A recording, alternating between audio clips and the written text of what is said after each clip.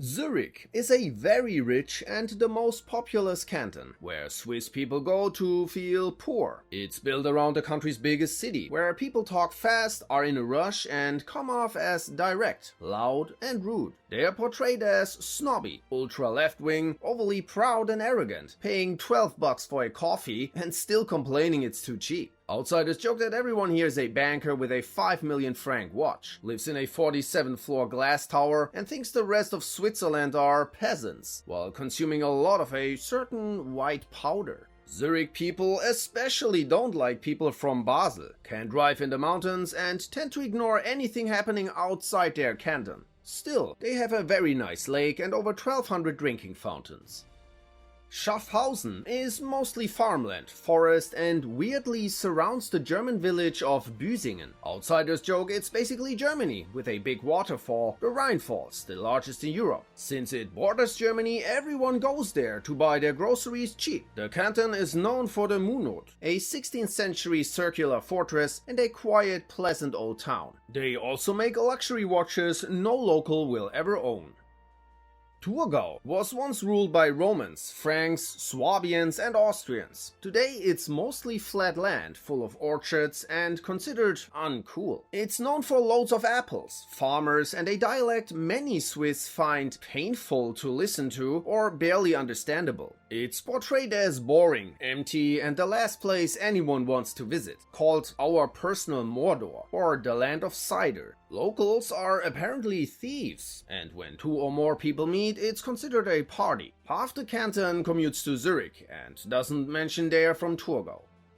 St. Gallen is a canton stitched together by Napoleon from several old territories. It's mostly German-speaking, borders Austria and Liechtenstein, and is split between forest and farmland. The city has many students. The east feels almost Austrian and the rest is full of farmers. The dialect here has been called disgusting or a nightmare. No, not by me, guys. Apparently locals live on bratwurst, which they only eat with bread, react violently if you ask for mustard, and they love football. The Ulmer Agriculture Fair and Open Air Festival are basically the only things to do here, so many move to Zurich or Basel for civilization. Still, the canton is known for the beautiful Gigawaldsee and several thermal spas. Appenzell is split into 2 half-cantons, Innerrhoden and Ausserrhoden, separated in 1597 along Catholic-Protestant lines, though most people say the difference today is minimal. The region is mountainous, with many pastures, dominated by the Sentis mountain, the main attraction. The population is rural and famous for being extremely conservative, traditional, introverted, and slow to change. Women only gained the right to vote here in 1990 after a court ruling. Outsiders joke about tiny hillbillies, racism, anti-vaxxers, and that the people here like their cousins or siblings a little too much. You can also hear bells ringing all the time, and everyone apparently hikes naked, but they have good beer and cheese. Glarus is small, mountainous and so overlooked that many Swiss say it doesn't exist. It's quiet, religious and one of the last 2 cantons in Switzerland that still uses the Landsgemeinde, where citizens vote in an open-air assembly by raising their hands. Apparently there's only 1 streetlight for the whole canton and people here only herd goats, wear their Glar natürlich, that's a small little red cloth, and eat stinky green cheese. To outsiders, it feels like a dead-end valley inhabited only by curious tourists.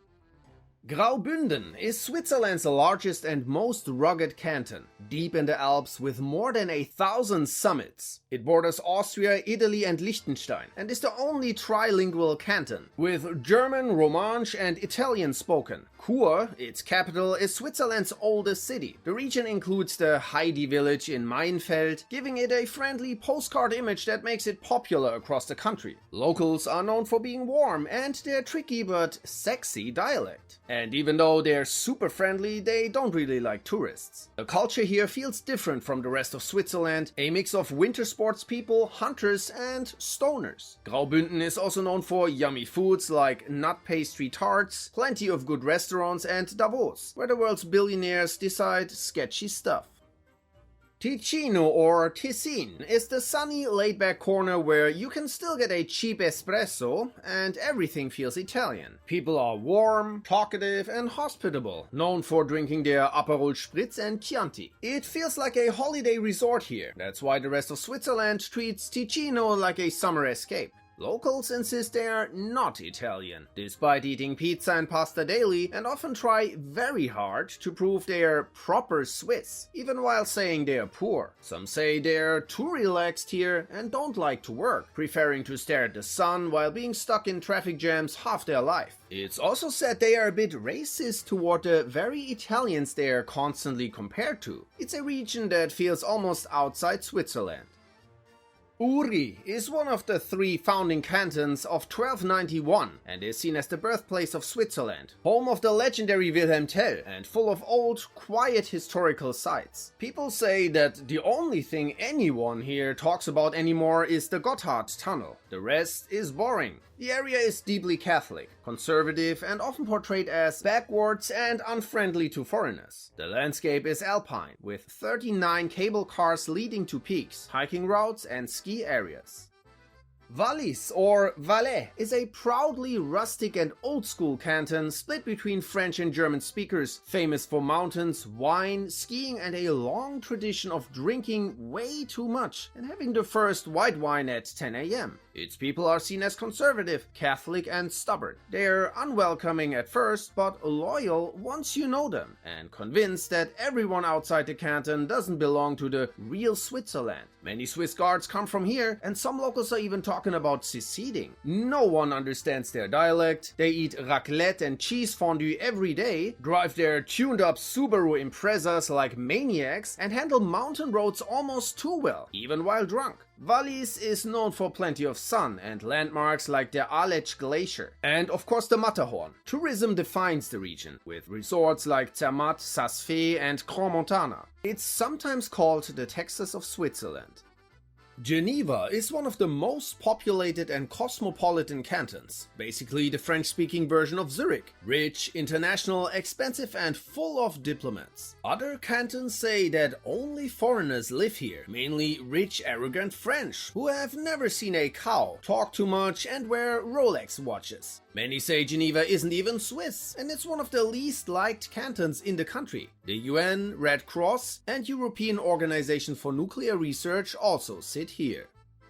Vaud, or Waadt, was once home to the Helvetii before the Romans crushed them, then passed to Frankish rule until Bernese troops took over. Today it's one of Switzerland's most scenic and varied cantons, with Lake Geneva, the Jura, the Plateau and the Alps all in one place, making it a major tourist region known for landscapes. Many consider it the most beautiful part of French-speaking Switzerland. Its people fall into 2 stereotypes: the wealthy, arrogant northerners and the national conservative farmers who drink wine all day, eat sausages and openly dislike German Swiss. They are both proud of not being from Geneva though. Speaking accent-free French is recommended here if you want to make friends. The capital, Luzern, is home to green hipster bike pushers.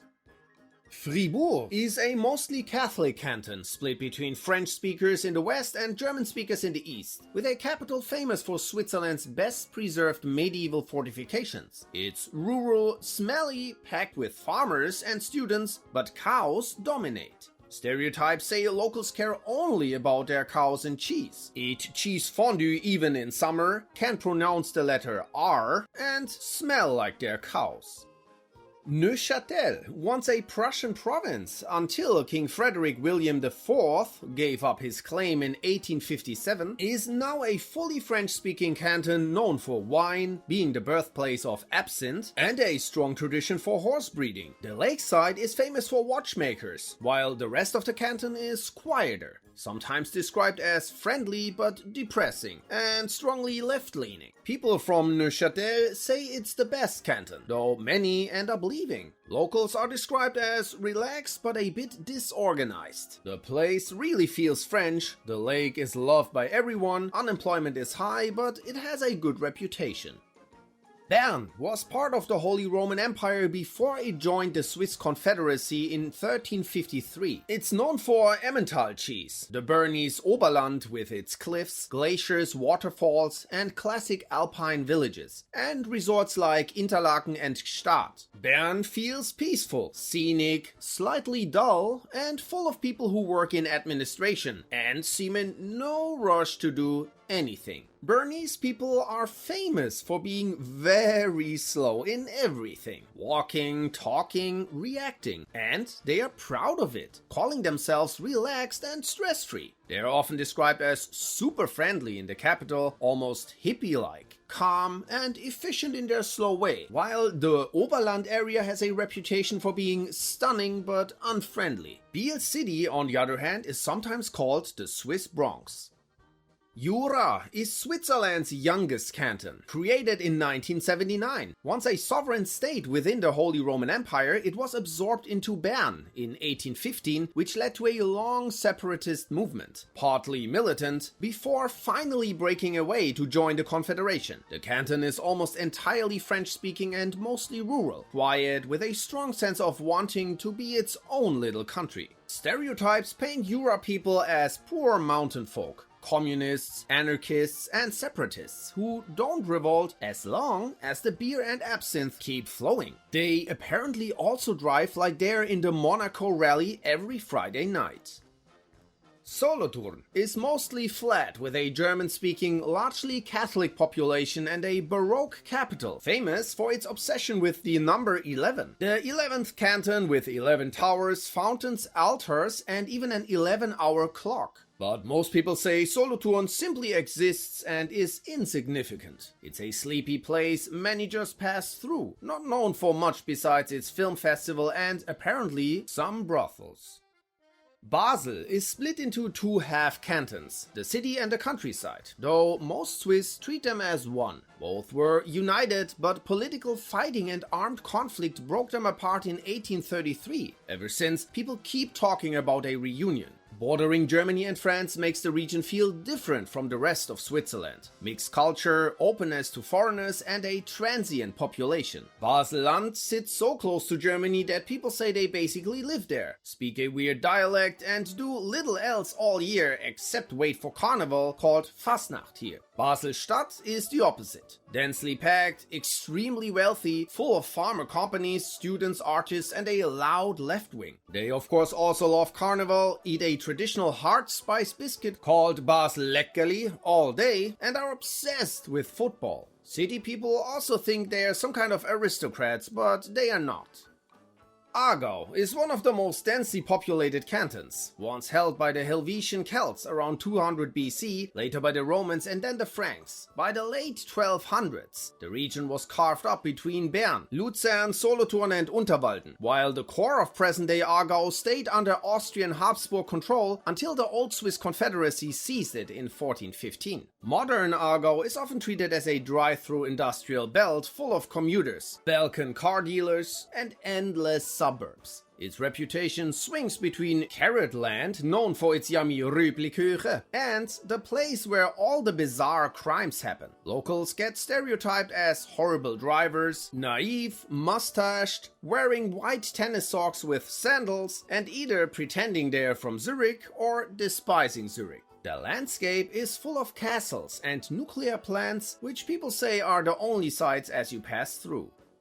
Luzern's identity is rooted in its victory at the Battle of Sempach in 1386, where the Habsburgs were pushed out. Today the city of Luzern is known for being swarmed by Asian tourists and the parking ticket capital of Switzerland. The rural part is seen as conservative with Catholic traditions, a long list of public holidays and deep loyalty to carnival. Locals are often described as know-it-alls and embodying the classic Swiss Bünzli mindset. Conformist, very rule-fixated, very boring, and always prepared to remind others of the rules. Between carnival seasons, they swim in the Vierwaldstätter Lake. For some people, this is the most beautiful canton of Switzerland, but it carries a reputation for wanting to be like rich neighboring Zug. Obwalden and Nidwalden are the two half cantons most outsiders can't even find on a map and have no clue about. Together, they were the forest canton of Unterwalden, one of the 3 founding members of the old Swiss Confederacy. Nidwalden resisted Napoleon in 1798, leading to a French attack that killed at least 400 people and destroyed much of the canton's infrastructure. But they still split, because they couldn't agree on how to pray. The whole region is mountainous, forested and full of lakes. It's known for being clean and tidy, plus an affordable tax paradise. Tradition is strong here. Yodeling, folk music and local dances are common. People are old-fashioned, hyper-conservative and mostly live in the mountains, often described as bearded mountain folk from forgotten times. Schwyz is one of Switzerland's founding cantons, giving the country its name. Together with Uri and Unterwalden, it formed the Eternal Alliance in 1291, expelled the Habsburgs and later resisted the French after their invasion. The canton is scenic, with rivers, lakes, forests, mountains like the Mythe, and the famous Catholic abbey of Einsiedeln. It's often compared to Mississippi for its conservative, traditional image. Here, quietness and Sunday rest are taken very seriously, even on weekdays. Locals are portrayed as ultra-traditional. Catholic, wealthy rule followers, farmers, hunters, and archetypal Swiss Germans. Some say it's so Catholic the cows cross themselves when the church bells ring. Zug is a tiny canton on a hilly plateau, dominated by Lake Zug and Lake Ägeri. It's filthy rich, with about 1 in 8 residents a millionaire, and many locals work at tax-evading corporations or crypto firms. You need to own at least a Porsche if you want to live here. The canton is Catholic, good at ice hockey and famous for its cherry pie. Known as the Monaco of Switzerland, Zug has low taxes, a huge international population with over 143 nationalities, and English is heard everywhere. Some say you can't even find real Swiss people here anymore. Locals often party in Zurich because Zug is too quiet.